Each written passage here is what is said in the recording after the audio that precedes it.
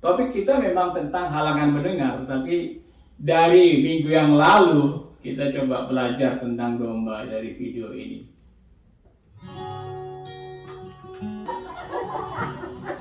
Mereka coba memanggil dombanya, nggak ada yang dengar dombanya.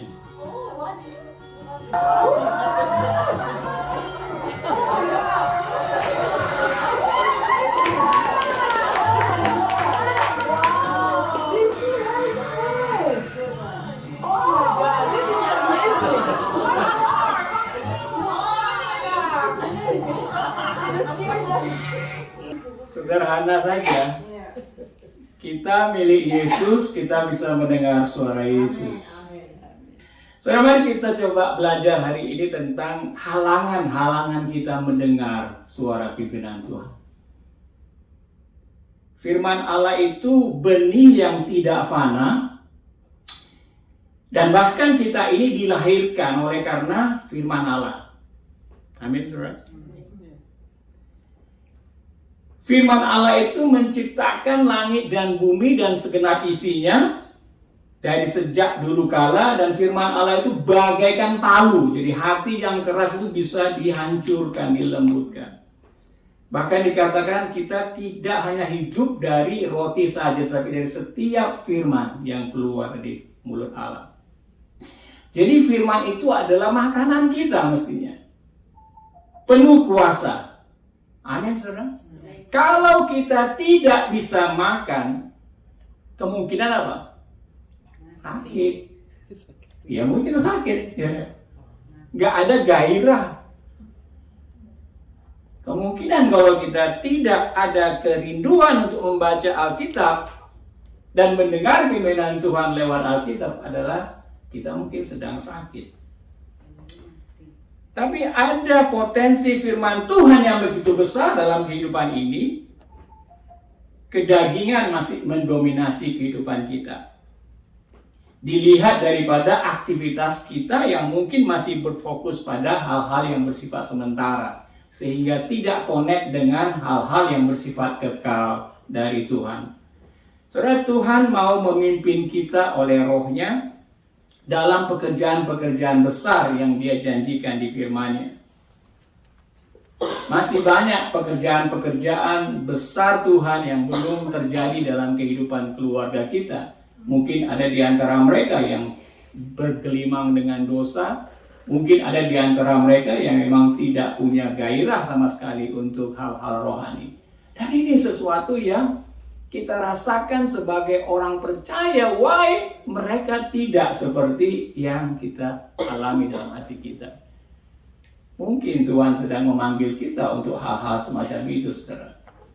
Tapi siapa atau bagaimana kita mendengar dari Tuhan? Mungkin juga kita tidak dapat mendengar dari Tuhan karena ada halangan-halangan yang tidak kita ketahui.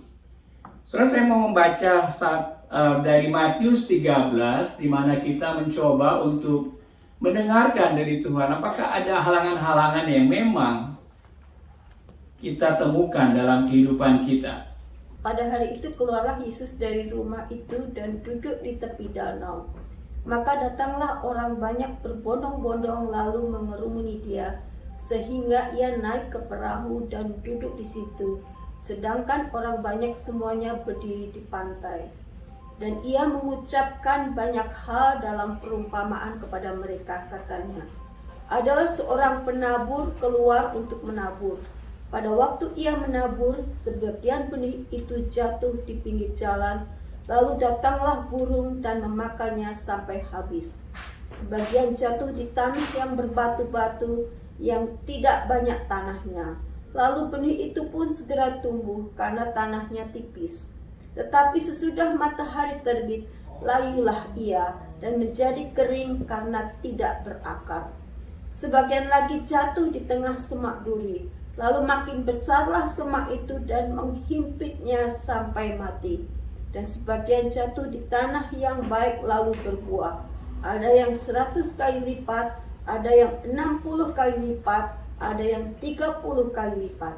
Siapa bertelinga, hendaklah ia mendengar. Orang banyak datang kepada Yesus.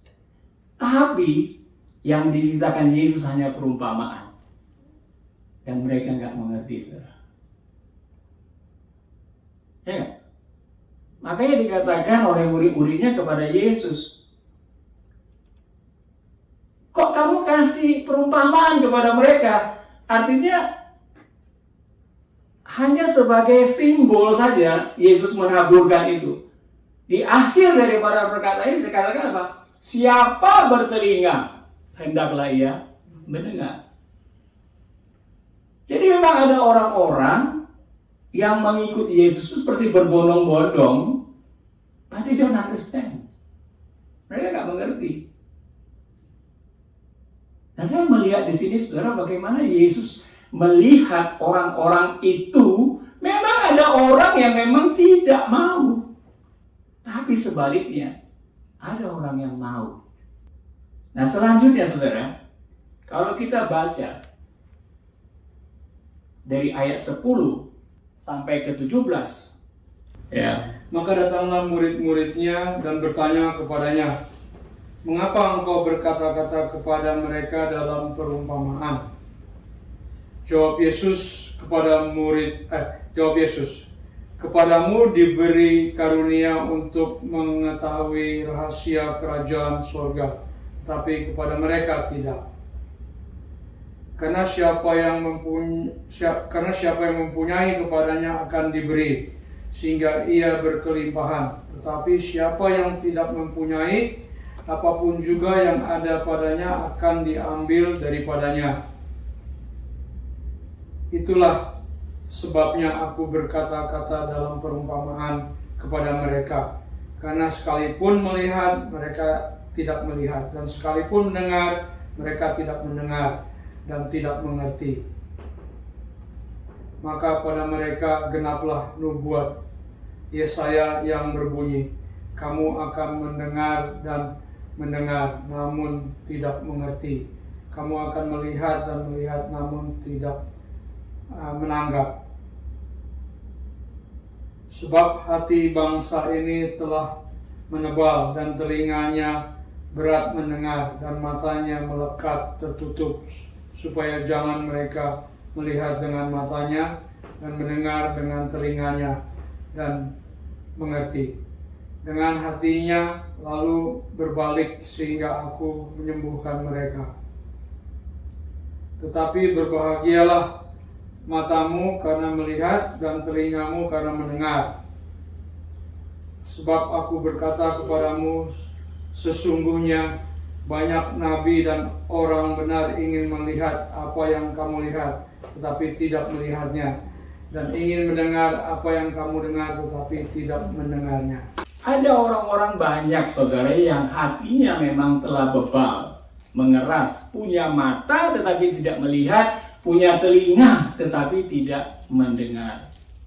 Bahkan sesuatu yang keras yang Tuhan Yesus katakan di sini, siapa yang mempunyai kepadanya akan diberikan, ditambahkan, tetapi yang tidak punya kepadanya akan diambil daripadanya. Saya lihat itu, saudara, kejam sekali ya Tuhan itu ya.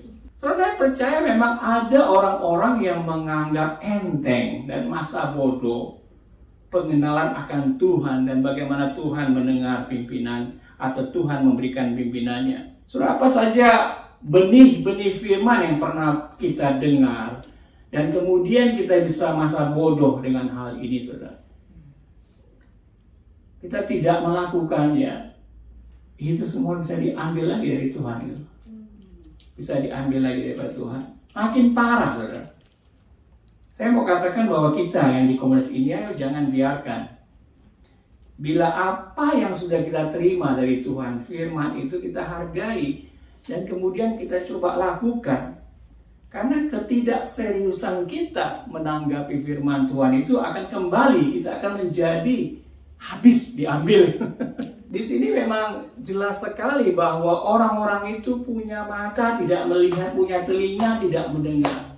Saudara, kita perlu untuk menanggapi sedikit apapun yang Tuhan sudah berikan kepada kita dan merespon dia. Ada 3 halangan-halangan bagaimana kita bisa mendengar suara pimpinan Tuhan. Di sini dikatakan tentang yang pertama, Karena itu, dengarlah arti perumpamaan penabur itu.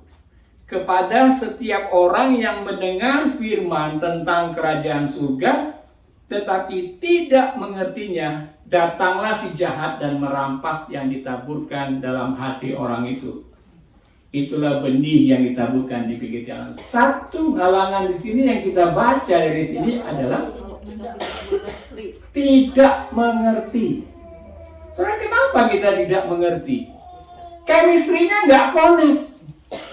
Suami istri kalau tidak connect nggak enak kan? Orang tidak mengerti, ngomong apapun itu nggak mengerti karena bahasanya lain.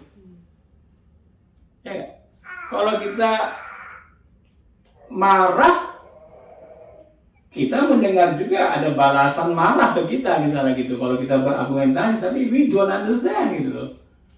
Karena lagi chemistry-nya nggak connect gitu loh. Nah, banyak sekali kita mengalami hal-hal demikian yang menjadi penghalang kita mendengarkan firman dari Tuhan. Chemistry kita dengan Tuhan nggak connect. Seperti di Yohanes 5 ayat 3 ayat 10 yang kita baca minggu lalu. Di mana dikatakan, aku dengar pimpinan Bapakku, kata Tuhan Yesus. Karena apa? Karena aku tidak lagi melakukan kehendakku sendiri.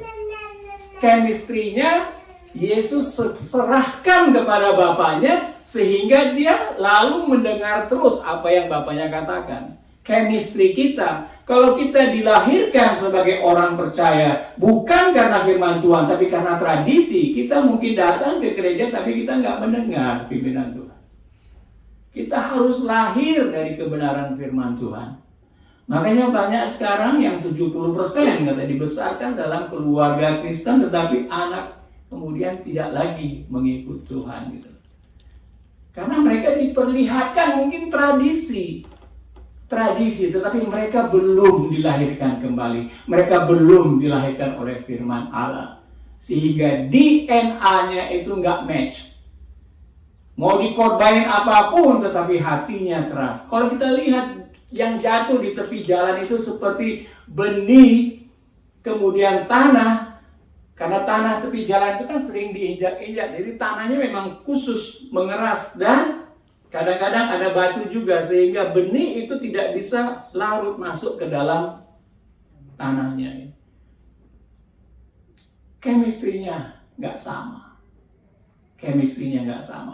Sehingga kalau kita mau melihat dan mendengarkan pimpinan Tuhan, pertama-tama adalah kita perlu untuk melihat apakah ini aku anak-anak Allah. Apakah aku dilahirkan oleh Roh Allah dan apakah aku juga tidak lagi kehendakku yang jadi tapi kehendak Tuhan. Salah satu yang kita lihat dari ayat 18 ini adalah tentang mendengar tetapi tidak mengerti. Datanglah si jahat dan merampas yang ditaburkan dalam hati orang itu.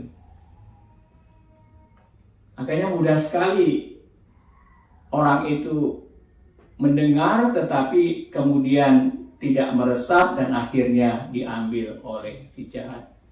Padahal benih itu adalah benih firman Tuhan. Yang Tuhan katakan, kalau firman-Ku diberikan, dia tidak akan kembali kepadaku dengan sia-sia.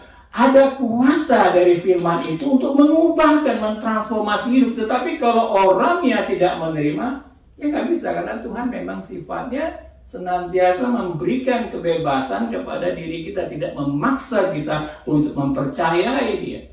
Kecuali kalau kita mau membuka hati dan mau belajar dan mau, ya Tuhan, aku mau dibentuk oleh firman-Mu, dan firman itu akan bekerja, saudara. Dan kita mendengarkan suara pimpinan Tuhan. Yang kedua, saudara, di ayat 20. Benih yang ditaburkan di tanah yang berbatu-batu ialah orang yang mendengar firman itu dan segera menerimanya dengan gembira. Tetapi ia tidak berakar dan tahan sebentar saja. Apabila datang penindasan atau penganiayaan karena firman itu, orang itu pun segera murtad. Apa yang saudara pelajari? Halangan kita yang kedua untuk mendengarkan pimpinan Tuhan tidak berakar. Tidak berakar dan tahan sebentar saja. Kenapa kira-kira tidak berakar, saudara? Karena sudah ada batu di situ. No space untuk benih itu masuk ke dalam dan mekar. Nggak ada lagi tempat di hati kita. Kalau hati kita cenderung masih melakukan perbuatan-perbuatan daging.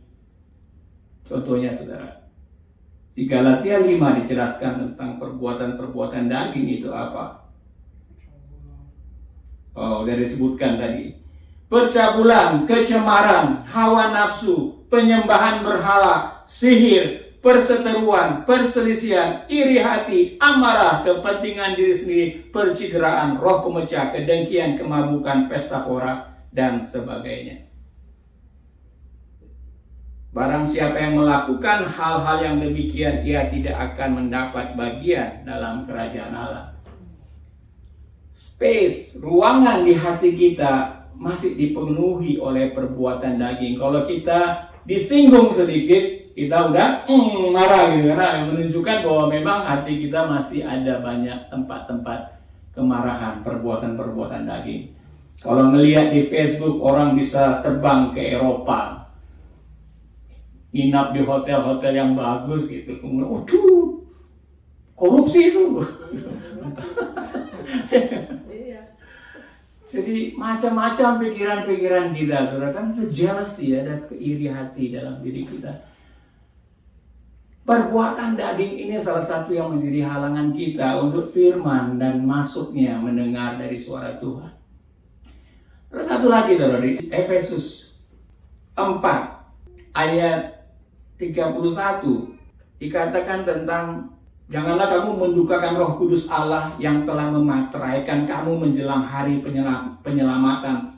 Segala kepahitan, kegeraman, kemarahan, pertikaian, dan fitnah hendaklah dibuang dari antara kamu. Demikian pula segala kejahatan.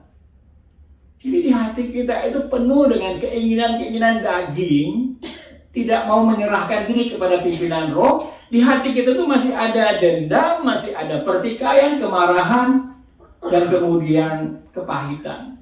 Sehingga ketika kita mendengarkan firman Tuhan, kita nggak siap sebenarnya. Karena suara hati kita itu lebih besar berbicara, saudara.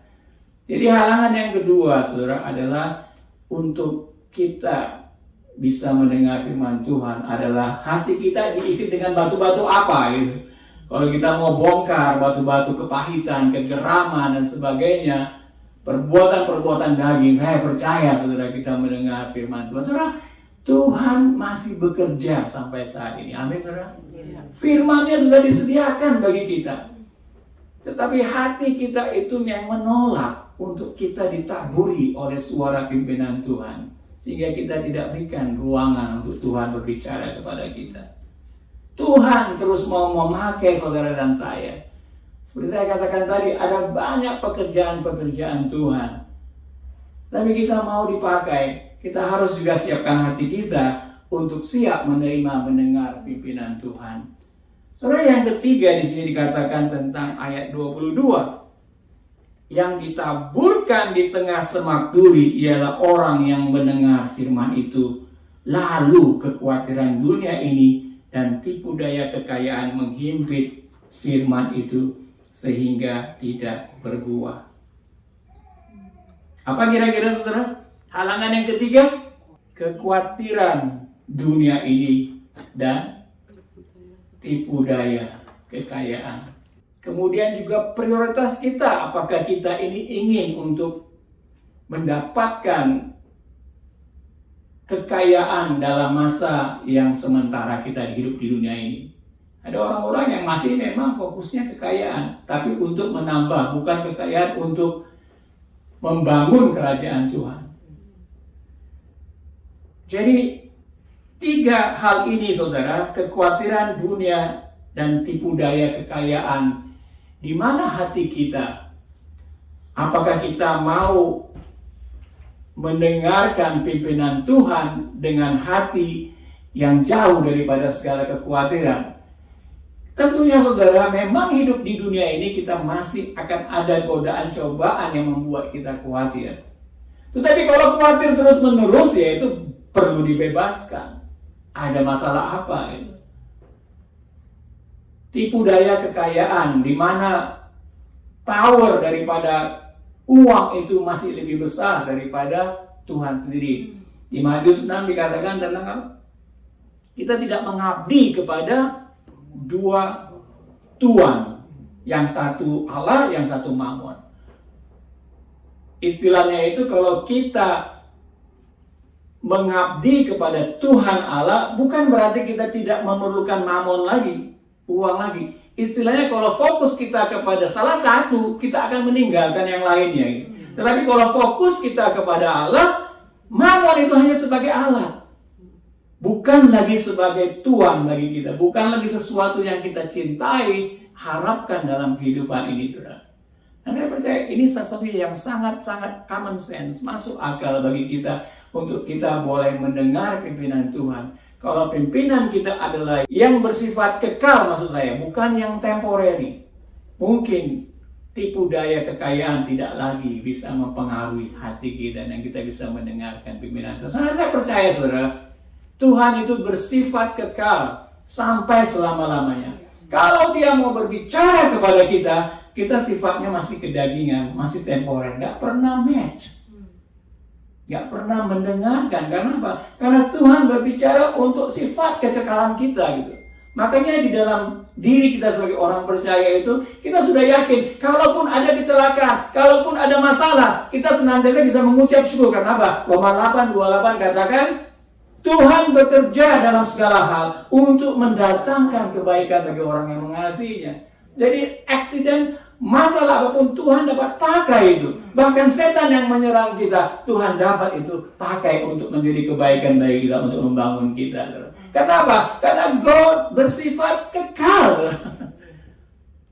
Bukan untuk kesenangan sementara, bukan untuk tujuan-tujuan yang sementara. Dia mau kita itu terus dibentuk oleh setiap masalah, tantangan yang kita hadapi, untuk kita bisa menjadi segambar dengan Yesus Kristus. Dan itulah yang menjadikan satu pengharapan yang luar biasa, bahwa kita ini akan dibentuk, akan dibuat sama seperti citra anaknya Tuhan Yesus Kristus. Saudara, ketiga hal ini, saudara, sangat-sangat sederhana. Tuhan mau memimpin kita. Kita mau juga mendengar suara pimpinan Tuhan. Tetapi apakah tiga hal ini masih menghalangi kita, saudara? Saudara, yang terakhir dikatakan di sini, yang ditaburkan di tanah yang baik ialah orang yang mendengar firman itu dan mengerti. Dan karena itu ia berbuah, ada yang 100 kali lipat, ada yang 60 kali lipat, ada yang 30 kali lipat.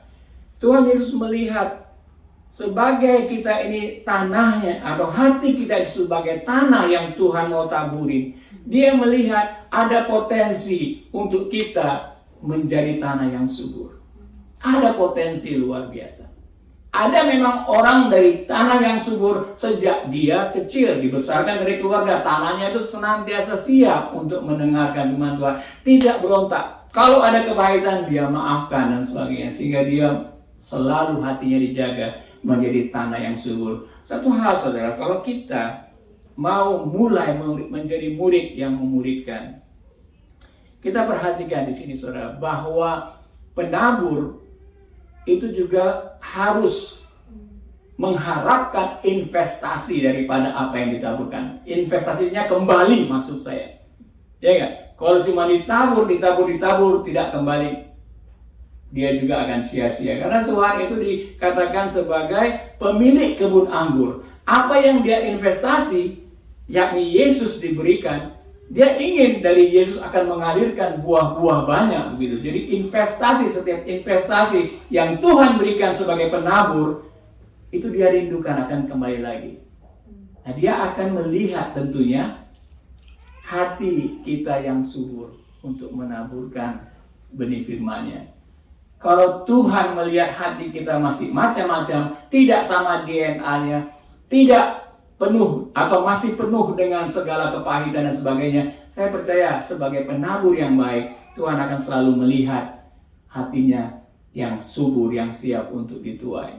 Nah, kalau kita, saudara, mau ambil bagian menjadikan murid yang memuridkan orang lain, memang kita perlu melihat, saudara, bahwa ada orang-orang itu hatinya berbeda-beda. Oleh karena itu sebagai penabur kita menemukan, mencari ya, beberapa hari Kamis dan hari Sabtu lalu kita bicara tentang orang damai. Kita mencari orang damai. Kita tidak menaburkan firman Tuhan kepada setiap orang karena ada orang yang hatinya seperti keras dan tidak mungkin firman itu bisa bertumbuh. Oleh karena itu dalam relasi kita, dalam kita bersema, saudara, kita mencari orang-orang damai yang bisa kita layani di sekitar kita. Kita perlu juga untuk melihat apakah mereka itu hatinya subur. Kita perlu melihat bahwa orang-orang damai seperti itulah yang perlu kita investasi waktu kita juga, saudara.